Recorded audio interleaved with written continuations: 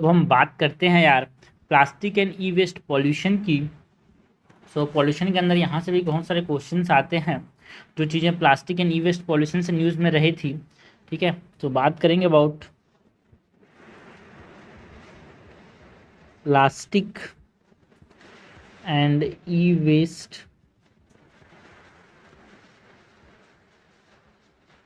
Pollution की। So plastic and e waste pollution के अंदर जो चीज़ न्यूज़ में रही थी, यहाँ पे एक ब्लैक प्लास्टिक बहुत ज़्यादा न्यूज़ में था यार, क्योंकि स्टडी कंडक्ट किया गया इसके ऊपर कि जो ब्लैक प्लास्टिक बेस्ड जो प्रोडक्ट्स होते हैं वो एडवर्स इम्पैक्ट डालते हैं, एडवर्स इफेक्ट डालते हैं ह्यूमन हेल्थ पे। इसके ऊपर स्टडी कंडक्ट किया गया था, इसीलिए न्यूज़ में था। तो ब्लैक प्लास्टिक अगर हम बात करें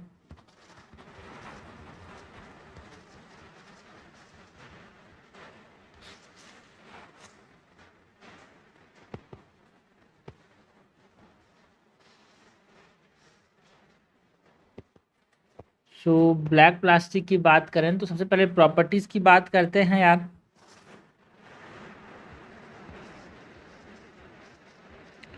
तो ब्लैक प्लास्टिक की प्रॉपर्टीज़ की बात करें तो कहाँ से आता है ब्लैक प्लास्टिक? जो रिसाइकल्ड ई वेस्ट होते हैं ना, इलेक्ट्रॉनिक वेस्ट, यहाँ से बनाया जाता है। कंप्यूटर, टीवी, अप्लायंसेस, इन सब से मेड बनाया जाता है यार। So source is recycled e waste. And colouring की बात करें तो ब्लैक कार्बन ऐड करके इसको ब्लैक किया जाता है।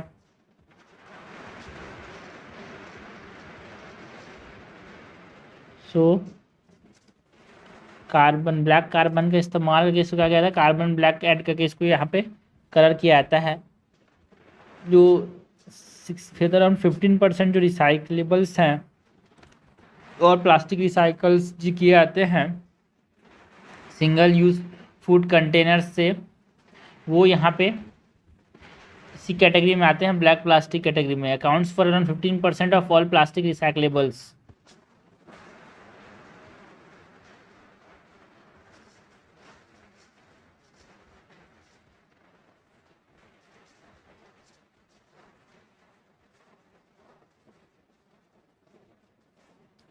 यूजेज की बात करें तो ब्लैक प्लास्टिक का यूज़ कहाँ पे किया जाता है यार? सपोज करो जो सिंगल यूज जो हम लोग रोज इस्तेमाल करते हैं ना, जो थैला ब्लैक कलर का रहता है, उसी से यहाँ पे एक तरह से 15% रिसाइकलेबल्स है, उससे यहाँ पे ये बनाया जाता है। तो यूजेज की बात करें तो चिल्ड्रंस के लिए टॉय बनाने में इस्तेमाल किया जाता है।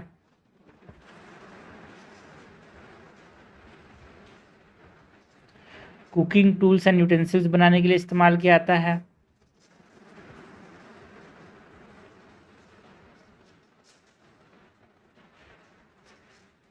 सिंगल यूज फूड कंटेनर जो हम लोग खाते हैं ना भाई, बिरयानी जो पैक होके आता है, फूड आइटम्स जो स्विगी जोमेटो से पैक होके आते हैं, तो सिंगल यूज्ड फूड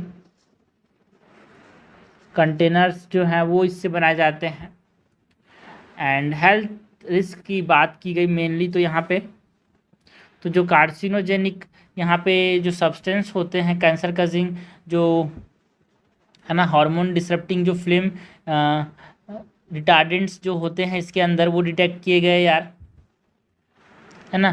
जो ब्लैक कार्बन जो होता है इसमें पीएच होता है and it is possibly carcinogenic यार।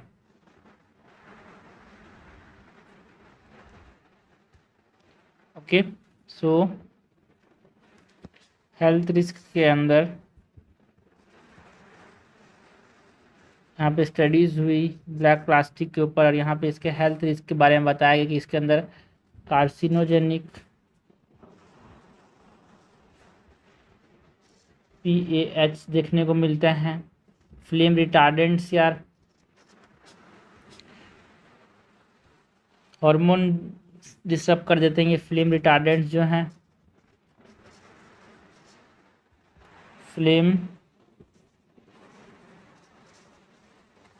रिटार्डेंट्स की बात करते हैं, that is BDE, that is जो हमारे पास डी कार्बो ब्रोमोडिफिनाइल ईथर जो होता है, वो फ्लेम रिटार्डेंट्स की कैटेगरी में होता है। इसके अंदर ये होता है यार। है ना। हैवी टॉक्सिक मेटल्स हमको देखने को मिलते हैं।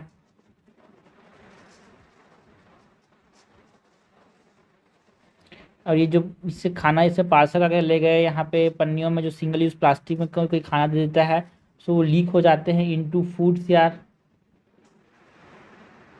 है ना। एंड सेफ एक्सपोजर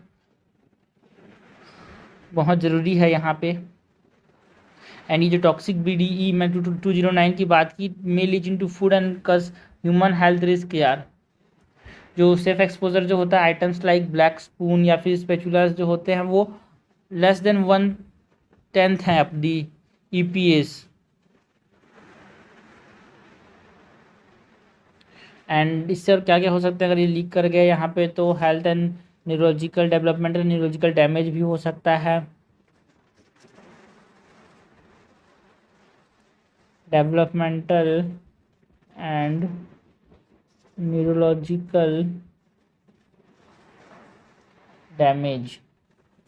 तो हमने हेल्थ रिस्क की बात की ब्लैक प्लास्टिक की, तो ब्लैक प्लास्टिक बहुत ज़्यादा न्यूज़ में था यार, इसके बारे में आपको चीज़ें पता होनी चाहिए, ठीक है। इसके अंदर टॉक्सिक एलिमेंट्स होते हैं लाइक पैंथलेट्स होते हैं, हैवी मेटल्स में कैंडिमम, लीड, निकल, क्रोमियम, मरकरी, ये सब ब्लीच कर जाते हैं फूड में, जिससे पॉइजनिंग भी हो सकता है ना। लो एक्सपोजर जो है अगर यहाँ पे हुआ तो एक थोड़ा सा भी एक्सपोजर हुआ तो यहाँ पे reproductive developmental kidney thyroid issues, है ना, लॉन्ग टर्म न्यूरोलॉजिकल डैमेज भी हो सकता है ना। कहाँ कहाँ पे इस्तेमाल किए जाते हैं जो सोर्सेज जो है मेनली यहाँ पे रिसाइकल इलेक्ट्रॉनिक वेस्ट से किया जाता है, लेकिन 15% जो प्लास्टिक रिसाइकलेबल्स है उसमें भी इसको इस्तेमाल किया जाता है, जो चीज़ जो सिंगल यूज़ फूड कंटेनर्स के फॉर्म में इस्तेमाल किए जाते हैं, है ना। और यूज़ कहाँ पे है भाई, एक तरह से जो फूड ग्रेड प्लास्टिक होते हैं जो कि खाना पैकिंग के लिए, है ना, क्या जो कॉफ़ी स्टायर्स होते हैं जिसको ऐसे स्टायर करते हैं, हॉट कप लिड्स हो गए, कुकिंग टूल्स या फिर जो इंस्ट्रूमेंट मग्स हो गए, ज्वेलरीज में इस्तेमाल किया जाता है, गार्डन हाउसेस के अंदर, हॉलीडे के डेकोरेशन में, ये सब चीज़ों में इस तरह इस्तेमाल किया जाता है। तो आपको ये पता होना चाहिए भाई, बहुत इंपॉर्टेंट टॉपिक है, पेंस में बहुत अच्छे से क्वेश्चन इसके ऊपर आते हैं प्लास्टिक वेस्ट के ऊपर। सब डाटा यहाँ पे आपके काम आएगा, करंट अफेयर बेस्ड भी आते हैं यार वहाँ पे। और इस तरह से आप याद करोगे, इस तरह से आप स्ट्रेटजी बना के तैयारी करोगे तो एग्ज़ाम में लिख भी पाओगे यार। नेक्स्ट हम बात करते हैं यार about the global plastic deadlock की। यहाँ पे हमको देखने को मिला था यार, ये जो डेडलॉक में हमारे पास जो एक ग्लोबल प्लास्टिक ट्रीटी था, वहाँ पे एक डेडलॉक देखने को मिला जो स्विट्ज़रलैंड में हुआ था, जिनेवा के अंदर, है ना। ग्लोबल प्लास्टिक पॉल्यूशन के ऊपर यहाँ पे जो ग्लोबल प्लास्टिक ट्रीटी हुई थी उसके बारे में बात करते हैं।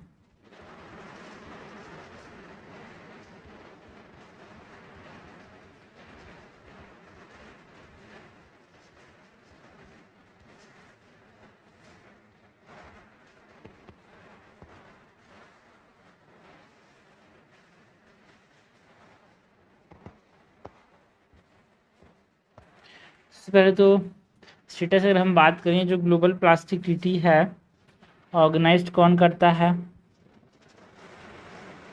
It is organised by the United Nation environment programme, organised by United Nation environment programme. And यहाँ पे जो नेगोशिएशन हुआ वहाँ पे डेडलॉक देखने को मिला यार।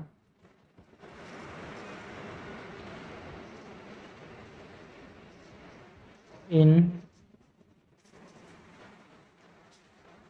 जेनेवा ऑल्सो जो टारगेट है, टारगेट क्या है ग्लोबल प्लास्टिसिटी का, एक लीगली बाइंडिंग एग्रीमेंट बनाया भाई। मतलब इन्होंने इंट्रोड्यूस किया है जो प्लास्टिक ग्लोबल प्लास्टिक ट्रीटी है, it is a legally binding international agreement जो कि बात करता है टैकलिंग अबाउट दी जो प्लास्टिक पॉल्यूशंस हो रहे हैं उसके एंटायर लाइफ साइकिल में, प्रोडक्शन से लेकर डिस्पोजल तक, उसको टैकल करने के लिए इसको इंट्रोड्यूस किया गया था, प्रपोज किया गया था, है ना। एक इंटर गवर्नमेंटल नेगोशिएटिंग कमेटी बनाई गई थी यूनाइटेड नेशन इन्वायरमेंट प्रोग्राम के अंदर, बट यहाँ पे एक डेडलॉक देखने को मिला।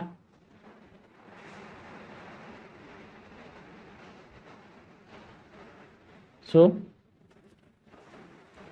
टारगेट था कि एक लीगली बाइंडिंग ट्रीटी बनाए to safeguard plastic pollution, but यहाँ पे इंडिया का ही पोजीशन की बात करें अगर, सो इंडियाज़ पोजीशन अगर हम बात करें, सो इक्विटी एंड CBDR जो प्लास्टिक यूज़ को यहाँ पे बताया यार, जो डेवलपिंग कंट्रीज़ में वो डेवलपमेंटल नीड्स के साथ है ना, जुड़ा हुआ है। लाइवलीहुड एंड अफोर्डेबिलिटी हम यहाँ पे बंद नहीं कर सकते। जो सिंगल यूज़ प्लास्टिक है जहाँ से हम थैला लेके जा रहे हैं उसको बंद कर देंगे तो पूरा इकोनॉमिक प्रकार से जो है ना वो रुक जाएगा, एक तरह से दिक्कत होगा उसको। तो इक्विटी एंड CBDR है ना, कॉमन बट डिफरेंशिएटेड रिस्पॉन्सिबिलिटीज। जो डेवलप्ड नेशन है उनको ये फैसला लेना पड़ेगा कि भाई वो अपने जगह कब करें, हम तो डेवलपिंग कंट्रीज जो हैं हम तो नहीं कर सकते। तो ये इक्विटी एंड CBDR की बात की यार। अगेंस्ट ब्लैंकेट टॉप्स, जो एक ब्लैंकेट कैप बनाने के अगेंस्ट था इंडिया कि कॉन्टेक्स्ट स्पेसिफिक नेशनल एक्शन लेना चाहिए, भाई हम लोग पूरा बंद नहीं कर सकते। So India is against blanket caps. And यहाँ पे डिमांड किया इंडिया ने टेक्नोलॉजी ट्रांसफ़र के लिए क्लाइमेट फाइनेंस करना चाहिए। भाई मैकेनिज्म फॉर प्लास्टिक अल्टरनेटिव्स, जो क्लाइमेट फाइनेंस में यहाँ पे टेक्नोलॉजी ट्रांसफ़र किया गया है उस जगह प्लास्टिक अल्टरनेटिव्स पे आपको भी यहाँ पे टेक्नोलॉजी ट्रांसफ़र करना पड़ेगा। डिमांड रखा भाई इंडिया ने। So demand for technology transfer and climate finance mechanism की बात की। Climate finance like mechanism for plastic alternatives है ना, एक फेस्ड अप्रोच यहाँ पे इस्तेमाल करने की बात की इंडिया ने to reduce the single use plastic. यार सस्टेनेबिलिटी भी तो मैनेज करना पड़ेगा इकोनॉमिक रियलिटीज़ के साथ, ठीक है यार। ये सब चीज़ों की बात की है ना। रिकॉग्नाइजेशन ऑफ इनफॉर्मल रिसाइकलिंग को रिकॉग्नाइज करने की बात की। जो इनफॉर्मल सेक्टर से जो रिसाइकलिंग कर रहे हैं उनको रिकॉग्नाइजेशन दो। तो ये सब इंडिया का पोजीशन रहा है, recognition of the informal recycling. इसके साथ साथ यहाँ पे एक फेस्ड अप्रोच अपनाने की बात की यार।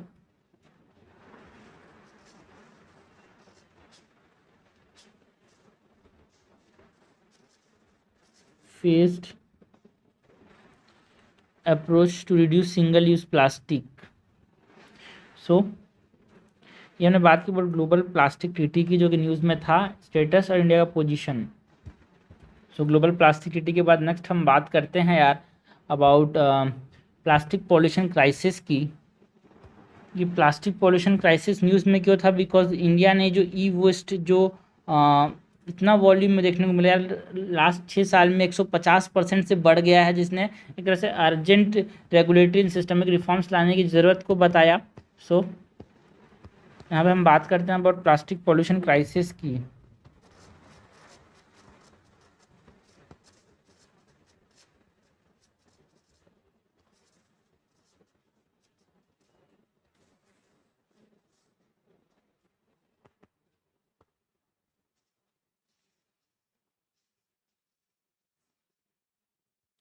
तो प्लास्टिक पॉल्यूशन क्राइसिस की बात करें तो सबसे पहले टाइप्स ऑफ वेस्ट की बात कर लेते हैं यार। कितने तरह के वेस्ट होते हैं यहाँ पे? जो प्लास्टिक वेस्ट हैं वो 3 तरह के होते हैं। एक होता है माइक्रो प्लास्टिक, एक होता है मैक्रो प्लास्टिक, एक होता है सिंगल यूज प्लास्टिक, ठीक है। Micro plastic types of plastic की बात करें, टाइप्स ऑफ प्लास्टिक वेस्ट। सो एक माइक्रो प्लास्टिक वेस्ट होता है। माइक्रो प्लास्टिक कब बोलेंगे? जब जो पार्टिकल साइज़ है यहाँ पे लेस देन 5 mm है प्लास्टिक का, तो उसको हम माइक्रो प्लास्टिक बोलते हैं। एक होता है मैक्रो प्लास्टिक,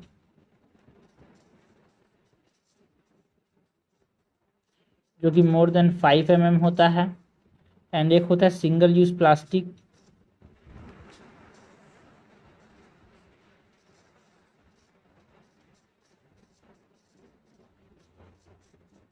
ओके, जिसमें bags, straws, cutlery, plates, bottle ये सब आते हैं। मैक्रो प्लास्टिक में हम बात करते हैं but bottles, fishing net, packing container जो मोटे मोटे होते हैं, है ना। और माइक्रो प्लास्टिक में जो माइक्रो बिट्स होते हैं ना, कॉस्मेटिक्स, इंडस्ट्रियल स्क्रबर्स, है ना, सिंथेटिक टेक्सटाइल्स, रेजिन पैलेट्स, ये सब बहुत छोटे होते हैं, सब एकदम क्रीम व्रीम इस्तेमाल किए जाते हैं, तो वो माइक्रो प्लास्टिक होते हैं। तो ये टाइप ऑफ वेस्ट के अंदर हमने बात की। नेक्स्ट अगर इंडिया इनिशिएटिव टू यहाँ पे प्लास्टिक पॉल्यूशन क्राइसिस जो हुआ, बहुत ज़्यादा इलेक्ट्रॉनिक वेस्ट मतलब बहुत ज़्यादा यहाँ पे ई वेस्ट जो है वो बढ़ा है, तो उससे रिगार्डेड यहाँ पे हमने न्यूज़ में देखा यार, ई वेस्ट जनरेशन भी हमको देखने को मिला। जो प्लास्टिक वेस्ट क्राइसिस है उसके अंदर हमने बात की, देखो प्लास्टिक वेस्ट यहाँ पे जो एक्यूमुलेशन हो रहा है प्लास्टिक वेस्ट का, इकोनॉमी को इन्वायरमेंट हार्म कर रहा है इकोसिस्टम को, ठीक है, ये सब हमारे पास देखने को मिला। जिसमें single use plastic, micro plastic, non biodegradable materials ये परसिस्ट कर रहे हैं, सेंचुरीज तक परसिस्ट करते हैं, जिसकी वजह से बहुत दिक्कतों का सामना करना पड़ेगा यार। सो इंडिया का क्या क्या इनिशिएटिव रहा था ये, यहाँ पे प्लास्टिक पोल्यूशन क्राइसिस है, एक तो हमारे पास ई वेस्ट क्राइसिस है, ई वेस्ट भी बहुत ज़्यादा बढ़ा है, तो ई वेस्ट में भी हमें 50% से बढ़ोतरी देखने को मिली है पिछले 6 साल में। तो ई वेस्ट की भी बात करेंगे, पहले तो हम यहाँ पे प्लास्टिक वेस्ट क्राइसिस की बात करते हैं। सो इंडियाज़ इनिशिएटिव की बात करें, सो इंडिया ने क्या किया यहाँ पे इनिशिएटिव्स लाए भाई, तो PWM that is plastic waste management यहाँ पे रूल्स लाए भाई 2009 के अंदर, जिसमें गाइडलाइंस बताया गया collection and disposal of plastic waste के बारे में। So plastic waste management rules जो कि 2009 से लेके 2016 तक चला है ना। यहाँ पे 3 फेज में 2019 में फर्स्ट 2009 में फर्स्ट वर्जन आया, फिर रिवाइज्ड गाइडलाइंस है जिसमें स्ट्रेंथन किया जो प्रोड्यूसर रिस्पॉन्सिबिलिटी है उसको, है ना। 2016 में यहाँ पे जो प्लास्टिक वेस्ट मैनेजमेंट रूल्स आए उसने एक तरह से इंडस्ट्रियलाइज्ड जो एक्सटेंडेड प्रोड्यूसर रिस्पॉन्सिबिलिटी की बात की, मतलब आप सेग्रीगेशन प्रमोट किया जाएगा, रिसाइकलिंग एंड रीयूज़ को जो ना जो बनाएगा प्रोड्यूसर ही सब रिस्पॉन्सिबिलिटी लगेगा, ये सब लाया गया 3 फेज में आया, है ना। यहाँ पे बात की अबाउट एक्सटेंडेड प्रोड्यूसर रिस्पॉन्सिबिलिटी की, इंडिया ने एक्सटेंडेड प्रोड्यूसर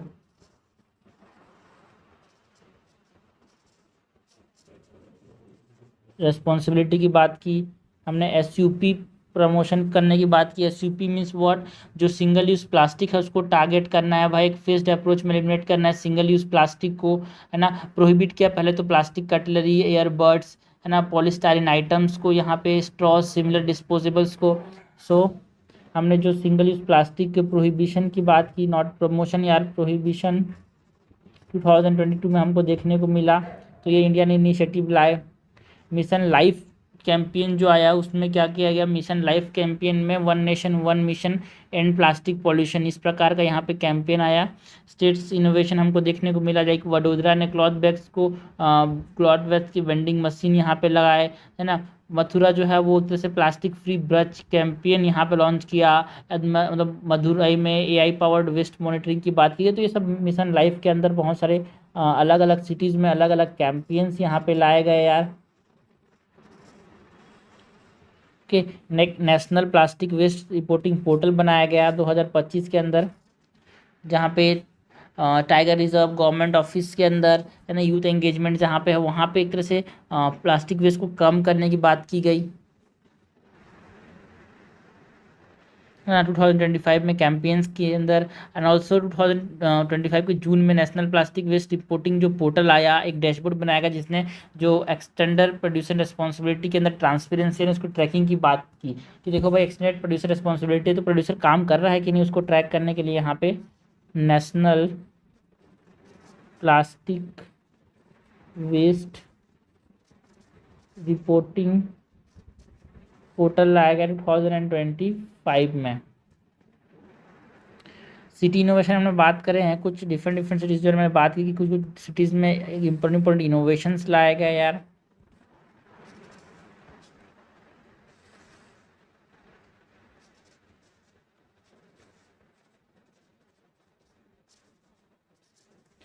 सो वडोदरा के अंदर, गुजरात में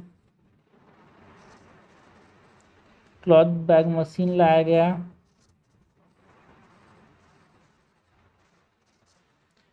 मथुरा की बात करें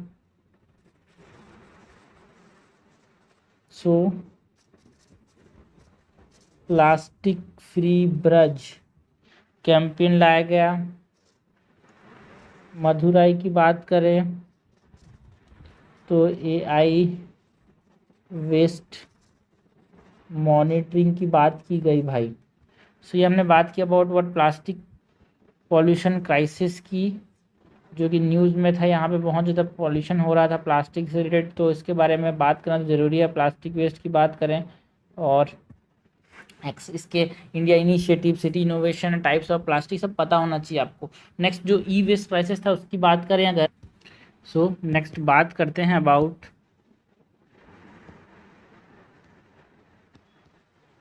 ई वेस्ट क्राइसिस इन इंडिया की।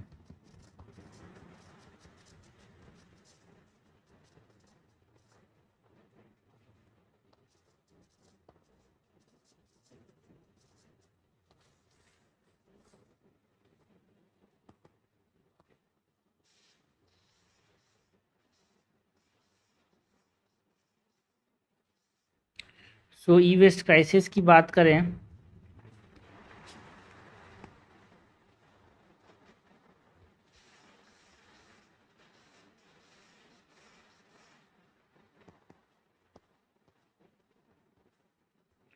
तो सबसे पहले तो हमारे पास अराउंड 150% इंक्रीज देखने को मिला यार, हमारे पास जो वॉल्यूम है उसमें इन लास्ट 6 ईयर। तो इसीलिए यहाँ पे हमसे बहुत ज़्यादा न्यूज़ में था। डाटा पॉइंट्स अगर हम बात करें यहाँ पे, सो थर्ड लार्जेस्ट जनरेटर है भाई प्लास्टिक ई वेस्ट का इंडिया दुनिया में। तो थर्ड लार्जेस्ट ग्लोबल जनरेटर और जनरेटर ग्लोबली हमारे पास लास्ट 6 साल में अराउंड 151% वॉल्यूम इंक्रीज देखने को मिला है ई वेस्ट के अंदर इन लास्ट 6 ईयर्स। एंड हमारे पास अराउंड टोटल कितना 17.78 लाख, ये सब मेंस के ये जो है ना मैट्रिक टन्स, ये सब मेंस के इंट्रोडक्शन में काम आते हैं यार, आपको ऑथेंटिसिटी प्रोवाइड करेंगे आपके आंसर को। 2023-24 में अराउंड देखो 17.78 लाख यहाँ पे metric tons of e waste बनाए प्रोड्यूस हुए। सो ये बहुत बड़ी चीज़ है यार। प्रोसेसिंग मेथड अगर हम बात करें यहाँ पे, सो लैंड फीलिंग अगर करते हैं, सब मेथड जो प्रोसेस किया जाता है जिस प्रकार से ई वेस्ट को एक तरह से है ना, मतलब इस waste are nothing but what this are discarded जो इलेक्ट्रिकल इलेक्ट्रॉनिक इक्विपमेंट्स हैं like mobile phone, laptop, refrigerators, medical devices, वहाँ से जो वेस्ट बनते हैं उसको ई वेस्ट बोलते हैं। ठीक है, इलेक्ट्रॉनिक वेस्ट, इसमें क्या होते हैं, वही वैल्यूएबल मेटल्स होते हैं like gold, silver, toxic substance भी होते हैं लाइक प्लास्टिक, हैवी मेटल्स, इससे प्रोसेस करना पड़ता है इन लोगों को, है ना। तो लाइक बहुत सारे मेथड्स हैं प्रोसेसिंग के। सबसे पहले तो अगर हम बात करें लैंड फिलिंग की, ज़मीन में डाल दिया इनको, तो उससे क्या दिक्कत हो सकता है लैंड फिलिंग से, लैंड फिलिंग से क्या दिक्कत हो सकता है भाई, लीचिंग हो सकता है हैवी मेटल्स का, जो लीचिंग रिस्क देखने को मिलता है लैंड फिलिंग में। एसिड बाथ, जिसमें क्या किया जाता है, एसिड बाथ में electronic parts are soaked in strong acid like sulphuric acid, hydrochloric acid, जिससे एक्सट्रैक्ट करने के लिए मेटल्स को, तो इसमें हैजार्डस एसिड वेस्ट बनते हैं जो कि वाटर सोर्स कंटामिनेशन के रिस्क को बढ़ाता है यार।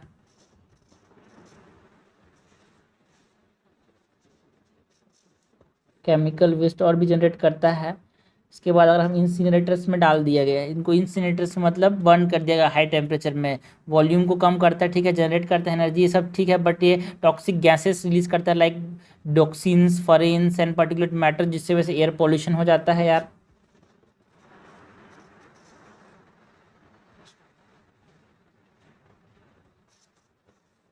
सो इंसिनरेशन के अंदर टॉक्सिक एयर एमिशंस देखने को मिलते हैं।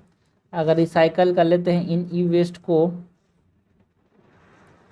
ठीक है, सो जो वैल्यूबल कंपोनेंट्स होते हैं like metals are recovered from the dismantle e waste, तो उनको रीयूज़ किया जाता है, बट ये सेफर होते हैं अदर मेथड से, बट इसके अंदर भी रिस्पॉन्सिबल यूज़ ज़रूरी है यार। इन्फॉर्मेंट सेक्टर रिसाइकलिंग से हेल्थ एंड इन्वायरमेंटल रिस्क देखने को मिल सकता है।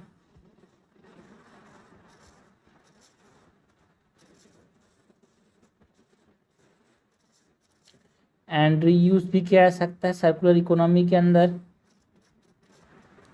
ना रीयूज़ में क्या होता है, जो फंक्शनल या फिर जो रिपेबल इलेक्ट्रॉनिक्स होते हैं उनको इस्तेमाल किया जाता है, या फिर रिफर्बिश्ड होते हैं उनको रिडिस्ट्रीब्यूट कर सकते हैं, यहाँ पे ना डिस्ट्रीब्यूट कर सकते हैं, इनको अंडर प्रिविलेज कम्युनिटीज़ को दे सकते हैं भाई, जो लोग इस्तेमाल नहीं कर रहे हैं उसको, अभी भी चल रहा है फिर भी।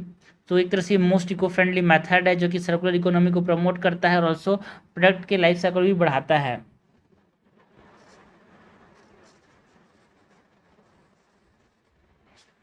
शहरों में जो टेलीविजन पुराने हो गए, गाँव में आज भी उसको देख सकते हैं यार।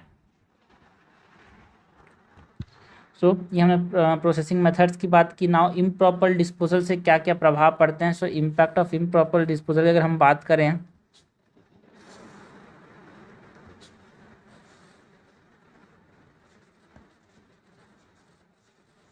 इम्पैक्ट ऑफ इम्प्रॉपर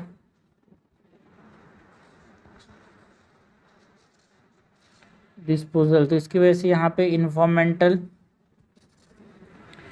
इम्पैक्ट देखने को मिल सकता है। लाइक यहाँ पे टॉक्सिक केमिकल्स रिलीज हो सकते हैं। यहाँ पे इन्वायरमेंटल इम्पैक्ट की बात करें तो यहाँ पे जो इनफॉर्मल रिसाइकलिंग है उससे यहाँ पे toxic chemicals like lead, mercury, cadmium, arsenic, ये सब यहाँ पे एयर, वाटर एंड सॉइल में आ जाते हैं। इसके से इन्वायरमेंटल पॉल्यूशन देखने को मिलता है यार।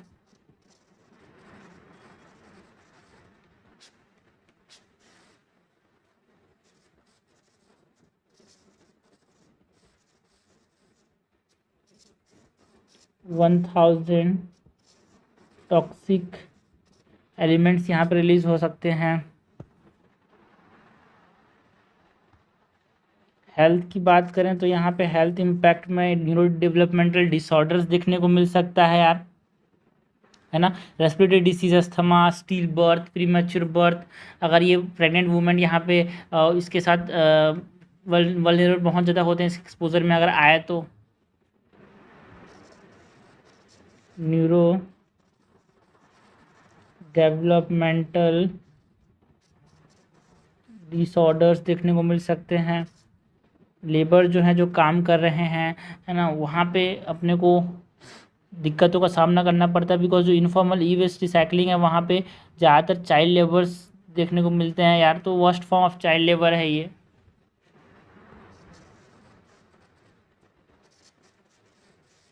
लीगल चाइल्ड लेबर देखने को मिलता है। अगर हम रेगुलेटरी फ्रेमवर्क्स की बात की करें कि कौन कौन से रेगुलेटरी फ्रेमवर्क्स यहाँ पे बनाए गए हैं, इस कौन कौन से रेगुलेटरी फ्रेमवर्क्स यहाँ बनाए गए हैं भाई।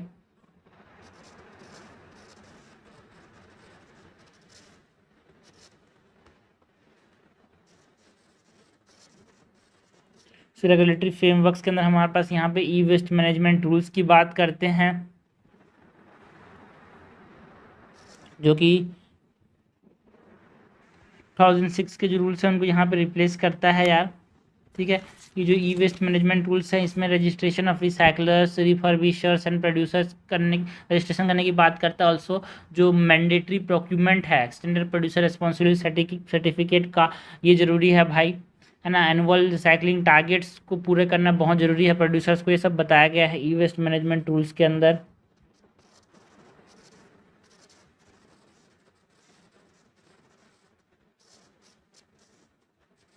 जो 2023 में यहाँ पे आए, जो एक्सटेंडेड प्रोड्यूसर रिस्पॉन्सिबिलिटी है वो सब है यार यहाँ पे।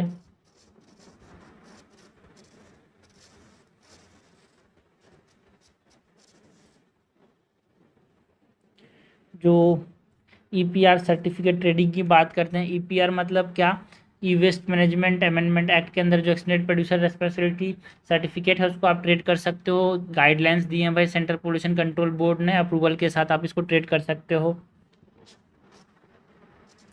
Extended producer responsibility certificate trading की बात करते हैं। ऑल्सो जो सीपीसीबी है, सेंट्रल पोल्यूशन कंट्रोल बोर्ड, इसने एक फ्लोर प्राइसिंग की बात की यार। फ्लोर प्राइसिंग किसके अंदर, एक्सटेंडेड प्रोड्यूसर रिस्पॉन्सिबिलिटी सर्टिफिकेट में मैक्सिमम 100% प्राइस रेंज होगा एंड 30% मिनिमम ऑफ इन्फॉर्मेंटल कंपनसेशन अगर इसको आप नहीं फॉलो करते तो। ठीक है, फ्लोर प्राइसिंग क्या होता है यहाँ पे? Floor pricing is refers to the minimum fixed price for EPR certificate जो कि प्रोड्यूसर को देना पड़ता है फ्रॉम, है ना, must purchase from the registered recycles, अगर उसको अपने ऑब्लिगेशंस को कंप्लाई करना है तो एक minimum fixed price for EPR certificate is called as floor pricing. ठीक है,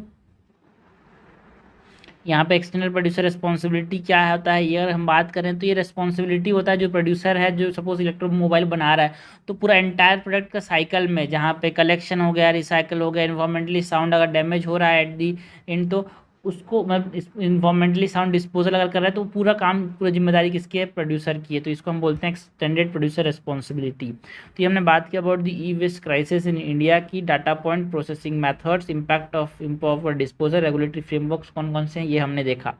नेक्स्ट जो चीज़ न्यूज़ में था that is about nano plastic. यार नैनो प्लास्टिक बहुत ज़्यादा यहाँ पे स्टडी का न्यूज़ में रहता है, बिकॉज एक स्टडी हुआ जिसमें जो institute of nano science and technology जो मोहाली के अंदर, उसने बताया कि नैनो प्लास्टिक जो जनरेट किए आते हैं, सिंगल मतलब जो जनरेट होते हैं सिंगल यूज़ प्लास्टिक बॉटल से, उससे बहुत ज़्यादा हेल्थ रिस्क देखने को मिलता है यार ह्यूमंस को। जो बिस्लरी का बॉटल आता है उसके अंदर नैनो प्लास्टिक होता है, इसलिए एक बार से इस्तेमाल करना ही नहीं चाहिए उसको। सो नेक्स्ट बात करते हैं about the nanoplastic health impact.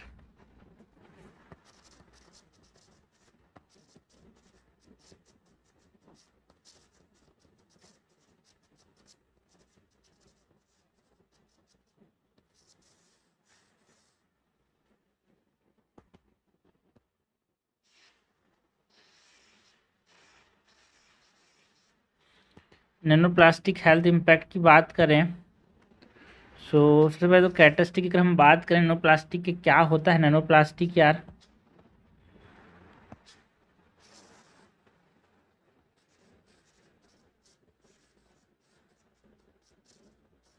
सो ऐसा प्लास्टिक इसका साइज 1 माइक्रोन से कम है, उसको हम नैनोप्लास्टिक बोलते हैं। Size less than 1 micrometre, nanoplastic मतलब 1 माइक्रोमीटर से छोटे साइज वाले को एक्सट्रीमली स्मॉल प्लास्टिक पार्टिकल्स जो होते हैं, जनरली ये लार्ज प्लास्टिक वेस्ट से यहाँ पे देखने को मिलते हैं यार, उससे टूटने के बाद बनते हैं। इसमें ज़्यादातर कहाँ पे होते हैं? सिंगल यूज़ प्लास्टिक, जो कि पेट बॉटल्स हो गए, कैरी बैग्स, फूड पैकिंग्स में, है ना। ऑल्सो सनलाइट एक्सपोजर से यहाँ पे ये बनते हैं। इंडस्ट्रियल शेडिंग जो होते हैं, मैकेनिकल एब्जॉर्प्शन से, ये सब डिग्रेडेशन प्रोसेस से बनते हैं, है ना। ज़्यादातर ये manufacturing, recycling and improper disposal of the plastic product से यहाँ पे ये रिलीज होते हैं नैनो प्लास्टिक यार। सोर्सेस की बात करें सो पेट बॉटल्स एंड पैकिंग मटेरियल से यहाँ पे ये पैकेजिंग मटेरियल्स रिलीज होते हैं। ओरिजिन की बात करें सो फ्रेगमेंटेशन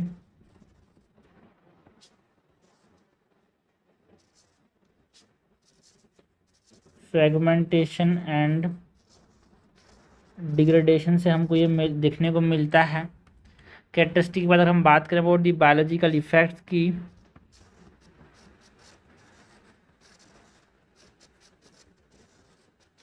सो इससे एक तरह से इंटरनल एक्यूमुलेशन, ये जो होता है ना भाई, ये जो नैनो प्लास्टिक होता है ये एक्सक्रीट नहीं कर पाते, जिसकी वजह से इंटरनल एक्यूमुलेशन देखने को मिलता है, और हमारे अंदर के जो माइक्रोबायोम है उसको भी डिस्टर्ब कर देता है ना।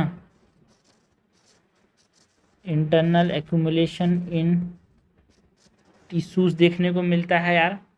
बॉडी को जब इंटर किया सपोज करो खाने से, वाटर पानी से, पैकेजिंग कॉन्टैक्ट से, तो टिश्यूज़ में एक्यूमुलेट हो जाता है एंड माइक्रोबायोम को डिस्टर्ब करेगा। वहाँ पे जाके जो गट में बैक्टीरियाज होते हैं जो इम्यूनिटी को रेगुलेट करते हैं, मेटाबॉलिज्म को, मेंटल हेल्थ को, वो सब के साथ इंटरफेयर करके हमारे को क्या करता है? कमज़ोर बना देता है। सो माइक्रोबायोम डिसरप्शन, जो सेलुलर ऑक्सीडेटिव प्रोसेस होता है ना, सेलुलर डैमेज करता है एक प्रकार से, जो हमारे पास ऑक्सीडेटिव स्ट्रेस होता है उसको ट्रिगर कर देता है, जिससे डीएनए का फ्रेगमेंटेशन हो जाता है, मेटाबॉलिज्म भी अल्टर हो जाता है, जो इन्फ्लामेटरी सिग्नलिंग आ जाता है बॉडी की सेल्स में। तो ये सब यहाँ पे चेंजेस लाता है यार यहाँ पे जो नैनो प्लास्टिक है वो। सो सेलुलर ऑक्सीडेटिव स्ट्रेस जनरेट कर सकता है, डीएनए फ्रेगमेंटेशन कर सकता है, बॉडी के अंदर गया तो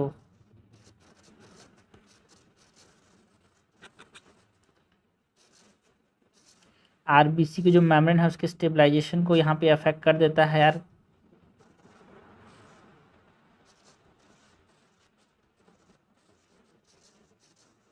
आरबीसी मेम्ब्रेन डिस्टेबलाइजेशन,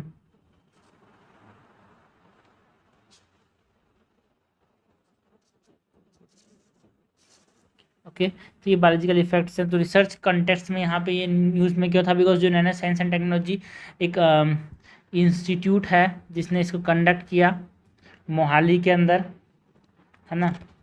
जो nano science and technology institute है वो उसने कंडक्ट किया, एंड जो एक अम्ब्रेला जो नैनो मिशन है उसके अंदर यहाँ पे ये स्टेबलाइज किया गया था यार।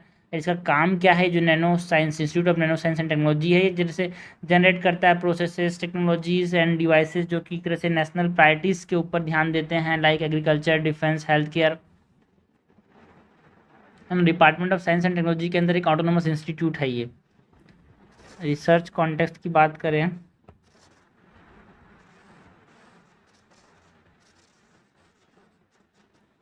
So study bye institute of nano sciences technology Mohali ने ये सब बताया, एंड सिस्टमिक रिस्क देखने को मिला भाई वाया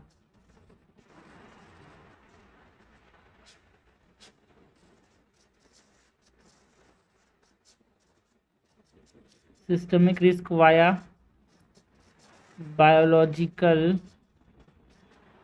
बैरियर्स। तो ये हमने बात की। और जनरल प्लास्टिक हेल्थ इम्पैक्ट्स की हमने बात की, about e waste crisis in India की हमने बात की, अबाउट प्लास्टिक पॉल्यूशन क्राइसिस की, ग्लोबल प्लास्टिक ट्रीटी की, ब्लैक प्लास्टिक क्या होता है, ये सब चीज़ की बात की यार।